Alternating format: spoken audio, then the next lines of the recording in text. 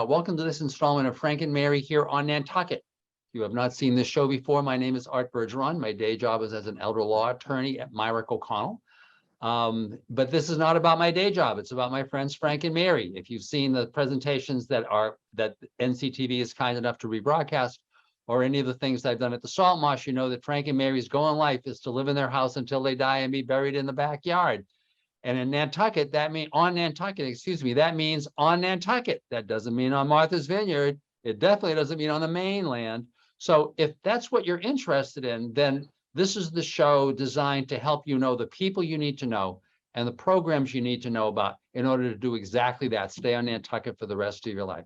Now, a few people know me. Everybody seems to know my colleague, Alison Forsgren, who has been active with the Council on Aging, the Friends of Our Island Home. She kind of introduced me to the Friends and a million other things. And so Alison usually finds these great guests and did it again this month, although I got to admit, I know one of the guests. So Alison, whom do we have here today? Well, today's show is about the Elder Services of Cape Cod and the Islands, which we'll learn more about from the new CEO. But I would like to introduce the face of Elder Services here on Nantucket, who people probably know better than me, Sheri Hunt. She manages the program. She's the island director of the office here on Orange Street. She's also the case manager and for home care and everything else. Sheri is one of the first calls people make when they are looking for help or information about what to do with themselves or their parents or their loved ones. So Sheri, thank you so much for coming on. No, thank you for inviting me. It's much appreciated. And Sheri's also one of the first people that I would call, oftentimes if I'm trying to figure out something, right? She's just a vital resource. Thank you. Appreciate that.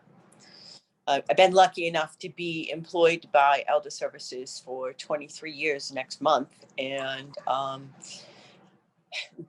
so I think I've learned a lot along the way. I was lucky enough to work with Maryanne many years ago in the nutrition division.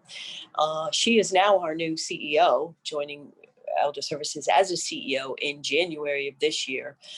But she's held other roles, and she's sort of a blessing to me because she understands how different Nantucket is and has been willing to help me work through some of those things. So I'd like to introduce Maryanne to the public. I'm Maryanne. I'm the new CEO of Elder Services Cape Cod and the Islands. And our coverage area, besides the Cape and Martha's Vineyard, definitely includes Nantucket. And the older adults and caregivers on Nantucket are very important to us as far as our agency mission and our values go, providing services to older adults and caregivers on Nantucket through all sorts of programs, which I hope we get to touch upon some of them today. I don't know if you would like me to go into a little bit about my background, Art. Yes, even though Alison and I have agreed that usually we start with me asking how people ended up on Nantucket because it's like all over the map. And you're not quite on Nantucket, you're on the Cape. But if you could just kind of talk about how you ended up doing this, then I think it would be a great idea for kind of you and Sheri to kind of tag team in terms of giving folks a sense of all of the things that you do, right? Because Sheri's kind of like the ambassador from the mainland to Nantucket, right? So the face of it, but to actually, it's just great to actually have the CEO on to be kind of talking about those things. So a little bit about my background, like many people in the career of aging and healthcare, after getting a master's degree in social work, I knew I always wanted to work with older adults population. And that's truly what I've done my whole career for the past 33 years. Besides a love of plants, I have definitely a love of working with people. And I believe, it's kind of a gift to be able to work with and a reward to work with older adults and caregivers and to help them. And after so many years of experience in the field, you're really able to know how to help navigate families working through problems and how to get services, how to advocate for people, and how to really, do the best job possible. when it comes to the Aging Network. So that's a little bit of the background. I've been fortunate enough to have a lot of experience with Elder Services of Cape Cod, having many roles here. So having a good understanding of the different programs that we offer, which is a lot. And many of those programs we offer right on Nantucket, and that's important to know. So I don't know if we want to jump into some of the basic programs, Sheri, that we offer on Nantucket, and how different folks out there listening to us today or watching us can give us a call and ask questions about services or make a referral for services. And I think, once again, for people who aren't aware of Elder Services of Cape Cod and the Islands, it's hard for folks to believe that there's actually a group, a taxpayer-funded group, your taxpayer dollars at work, that's actually there to help you figure out how to deal with everything else, to really help you globally, as well as providing a lot of programs on all that, everything else. So that's, once again, as a kind of an introduction to where you're going to be talking about programs. It's like, if you become a senior, it's almost like your first call should be to these folks, just to get, so that you can get a sense of what they do, and so that they can get a sense of what you do. Because that way, if there's an emergency, you know who to call, and they already know you because they've got a profile, because there's something. I just wanted to kind of mention that, kind of starting off, right? And so what do you think are the programs that are most, or are the most utilized? Are they most underutilized? I mean, what should people who are looking for services on Nantucket know about? I would have to say initially, I think we're best known here for Meals on Wheels. People don't often realize all of the other programming we offer. Right. The Meals on Wheels program, I guess, is the more public program. More people are aware of it. We service right now, as of today, there are 47 seniors in the community receiving Meals on Wheels. And does that program do both the deliveries that you do, as well as the thing that happens actually at the salt marsh? Yes, right now, the same? It's all the same, but the salt marsh is not, we don't have the congregate program open just yet. Right. We're still trying to put the pieces back together from the pandemic. We hope to be open fairly soon. But yes, both of those programs come from the same provider. We are lucky enough that Kitty's Restaurant prepares all the foods for both programs.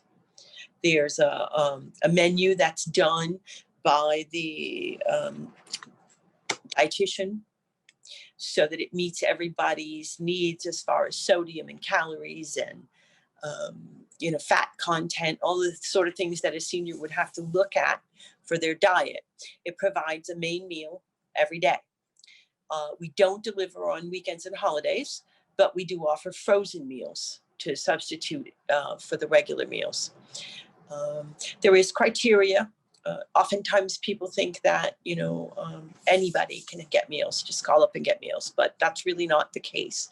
There is certain criteria that's been set.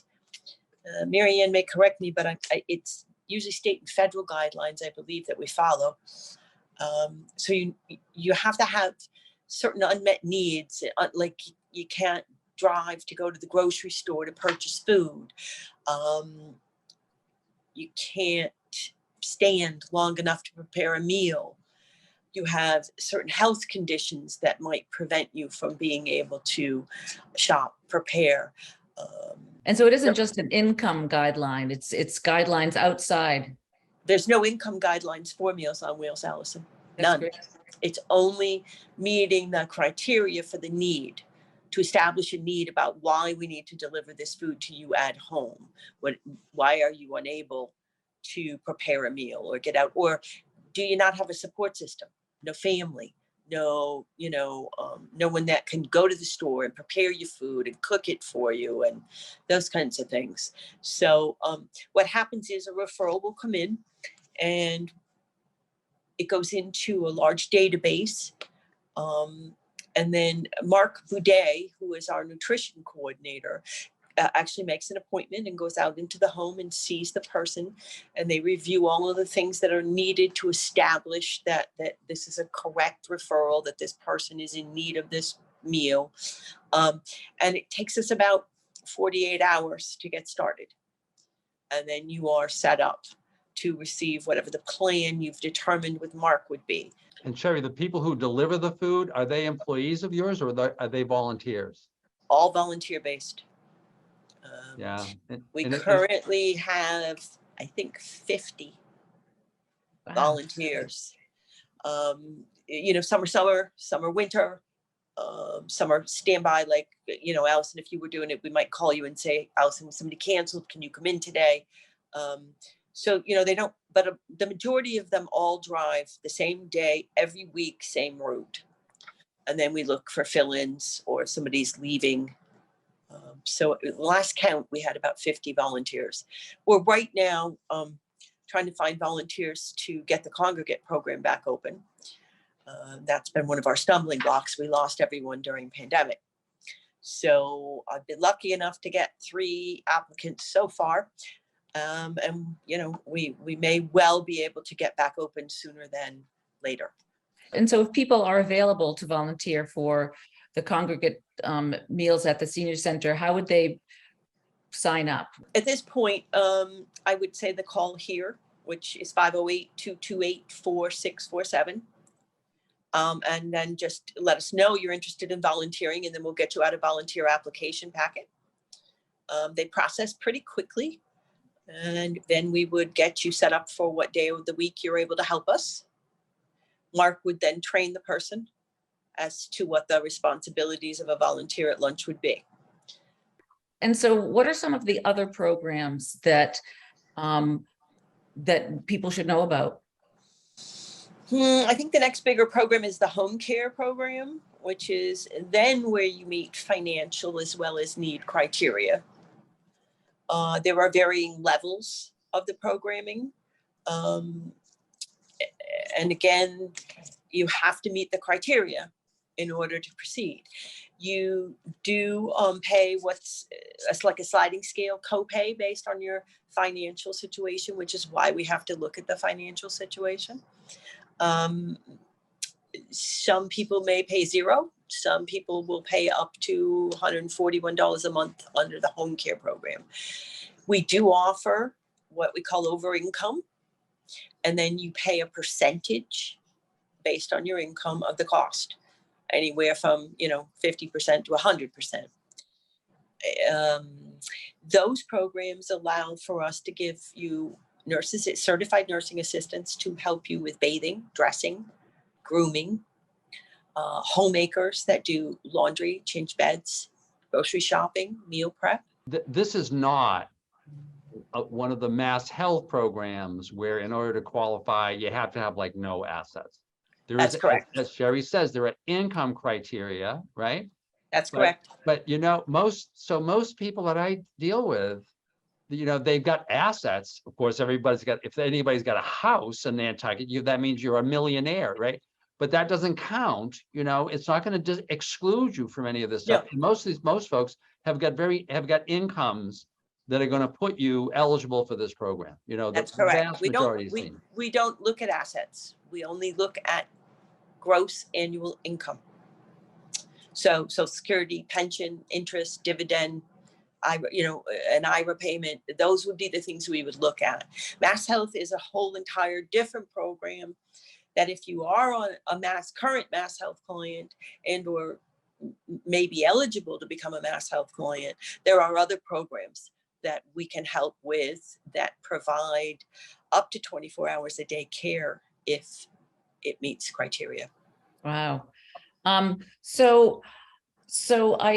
This is the 50-year anniversary of Elder Services of Cape Cod and the Islands. And I think that speaks very well to how the Commonwealth has cared for the people in our region. Maryanne, can you talk a little bit about the last 50 years and what might be happening in the next couple? I mean, what are some changes or some program developments that you've seen in your history that would be interesting to hear about? Well, I think overall, again, 50 years this year in 2022, celebrating as a private nonprofit. primary focus is to keep people independent in their homes. And the two signature programs that Sheri did mention would be Meals on Wheels and home care. And both of those programs continue to grow and have grown throughout the years. Altogether, Cape and Islands, we're putting out probably about 1,200 meals a day for Meals on Wheels every single day.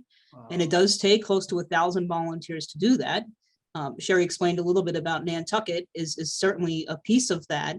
And throughout the years, the program has grown. So it takes more volunteers to deliver Meals on Wheels. Cost of food is on the rise, so cost of meals. The meals program is a donation program. We ask for a $3 donation per meal. If people can't afford that, that's okay. We make sure that they have a good nutritious meal and a safety check every day. But so we do see the growth happening across the nation. We see the numbers of elders increasing just statistically as a cohort. Nantucket and Dukes as well, along with the Cape, have grown in population of older adults in our census population. And over time, people do need our services, or certainly need to tap into just basic information to prepare maybe for the future or what's up the road, how to help family and friends. It's not just necessarily about I need help, it's family and friends. But definitely the growth of the aging population across the country has definitely increased. The baby boomers, they're here now, that generation. And we are seeing more veterans come to our caseloads, needing some assistance. And so again, it's tremendous growth there.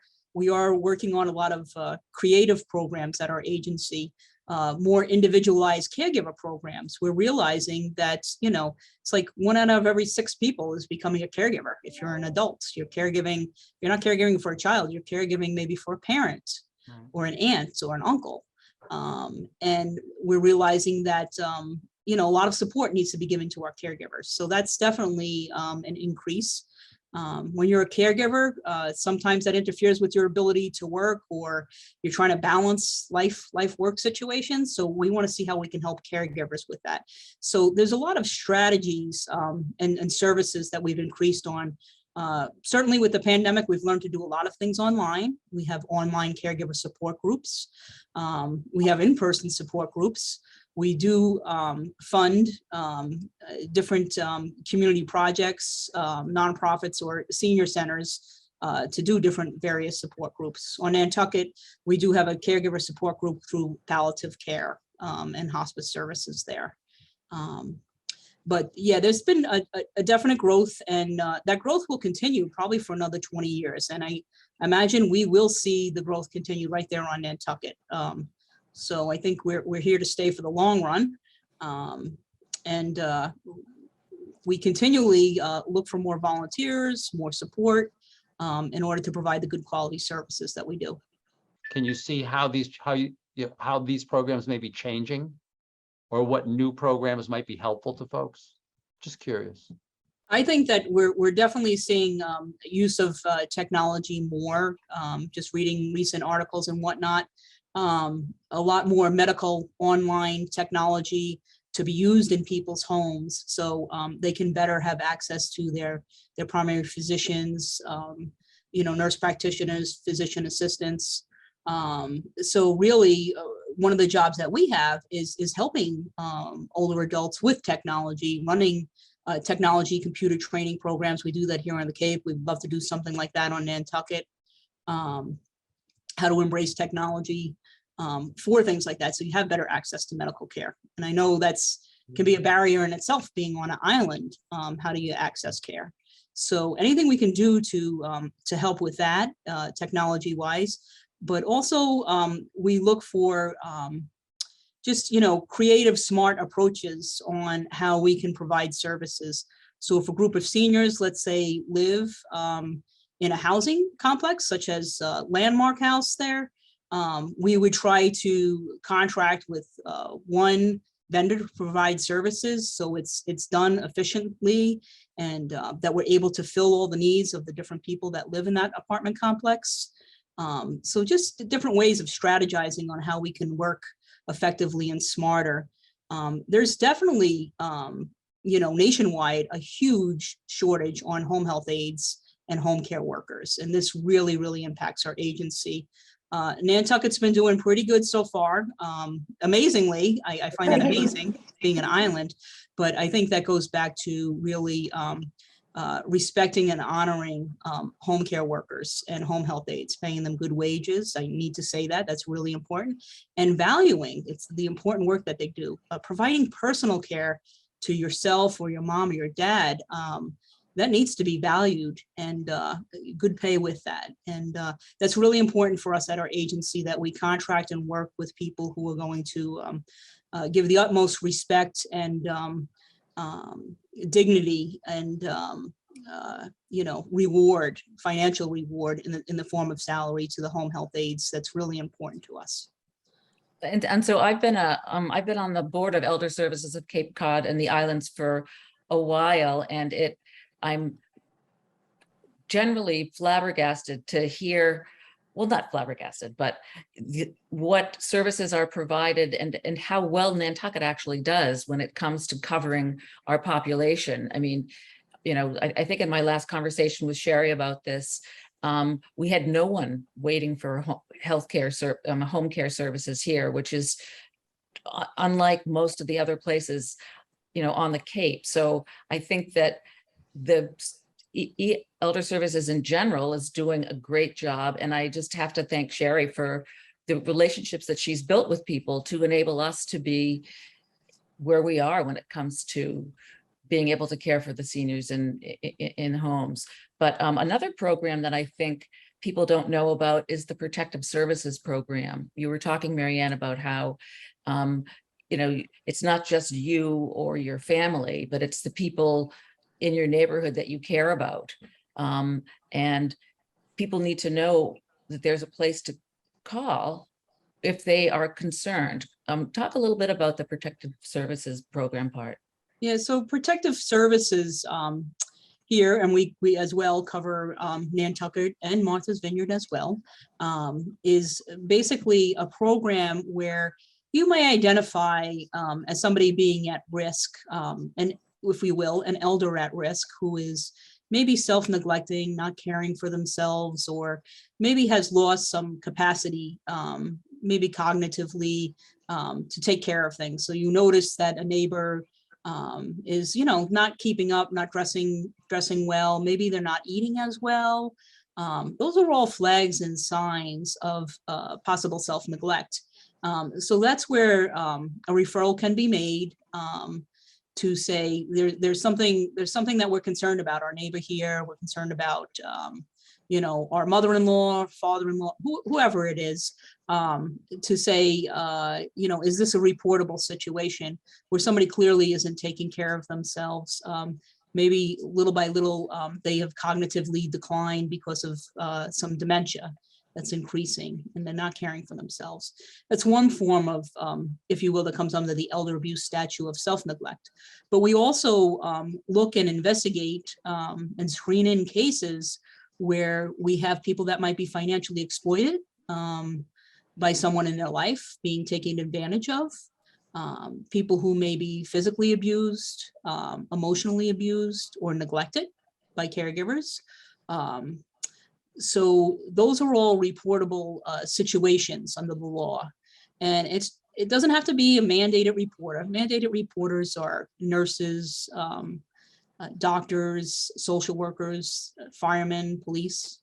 But anyone can make a report, and the report can even be anonymous, where you call the toll-free number and make an elder abuse report, which we'll have available on the screen. And you can let the person know the intake, what the situation is for this senior, and we will start an investigation. We'll screen it in, start an investigation to see how we can help and alleviate the abuse or neglect. And sometimes it's as simple as really connecting with family members that person has, putting in supports, putting in home care services that Sheri talked about, or the Meals on Wheels program. So sometimes it's just services can really alleviate what the neglect factors are. And now the case can be closed because we now have a care manager assigned to the case. We have services in, and we have other supports and other referrals in place for help for that individual. So our goal, again, goes back to keeping somebody independent, but also safe in the community. And by the way, it's so important that folks hear that, because I think a lot of times I want to say the obstacle to people reporting, but you're hesitant to report because you're like, oh my God, I'm going to end up in a nursing home, right? Or, oh my God, my neighbor's going to end up in a nursing home, as opposed to, well, you know, this person may be having some problems, but there may be some services that are available in the community that can deal with that, so the person can stay home, so that you're Frank or Mary and you can still stay home for longer, right? Because of programs you might not even have known about. Right. And we respond to cases. There's 3 types of screening. There's an emergency case, there's a rapid response, and then there's a routine response. But an emergency, we try to get to the elder and intervene as soon as possible within a couple of hours, and within a rapid within 24 hours. So we do have protective service staff here on the Cape that are assigned to Nantucket, and will intervene and come over and take action as soon as possible, and really just try to alleviate any abuse or stress or neglect that's going on with services, with help, and then go from there to try to make a long-term plan to, again, keep people independent. It's not about, you know, having a net and scooping somebody up and saying you have to go to a nursing facility. No, the goal is independence in the home. That's a wonderful thing to know. Besides volunteering, what are the programs you think that are underutilized on Nantucket or everywhere? I can't speak to everywhere.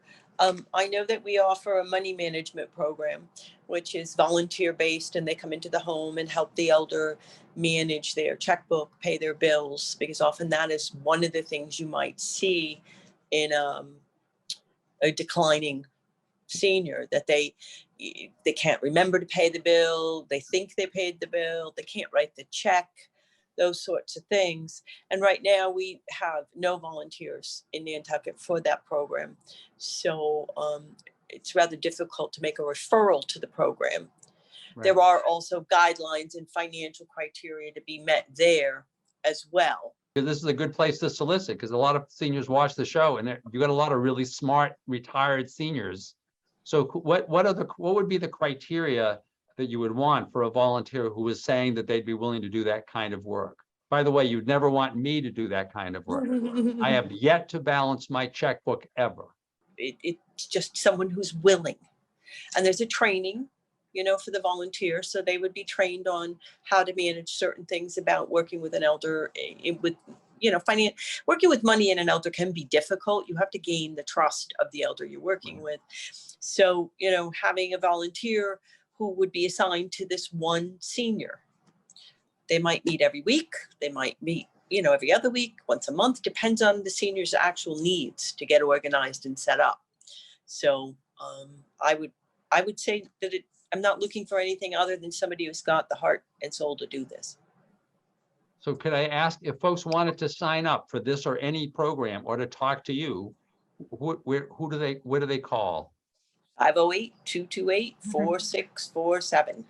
The other number I was just going to say is our toll-free number you can dial for information referral, and we can connect you directly to the Nantucket office. But for some general questions that you may have about anything, about resources, referrals, anything in the elder care aging network, even if it's a question about Social Security, we'll give you the right number to call. So that's 1-800-244-4630. Alison, thanks for doing this yet again, for getting great guests. Welcome. Sheri, it's wonderful to see you again. You too. Maryanne, it's wonderful to meet you. Congratulations. I'm sure you'll enjoy it. Thank you, Arthur. You either come out to Nantucket or the other island. No, we may see that. We won't say that. We won't even say the name, but it was really wonderful. And folks, once again, the point of this is these are, from where I started, these are your tax dollars at work. Contact these people. The whole purpose of their agency is to help you stay on Nantucket for the rest of your life. In That's your all. home. And your home. to provide a vehicle through which, if you have time to volunteer, you can help other people do the same thing. So Alison, thank you so much. Thank you, ladies, for joining us.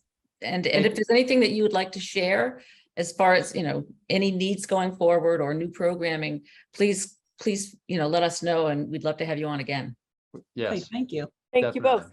Definitely. Thank you all. And folks, thank you Right. for watching, and we'll see you on the next installment of Frank and Mary here on Nantucket. Thank you very much.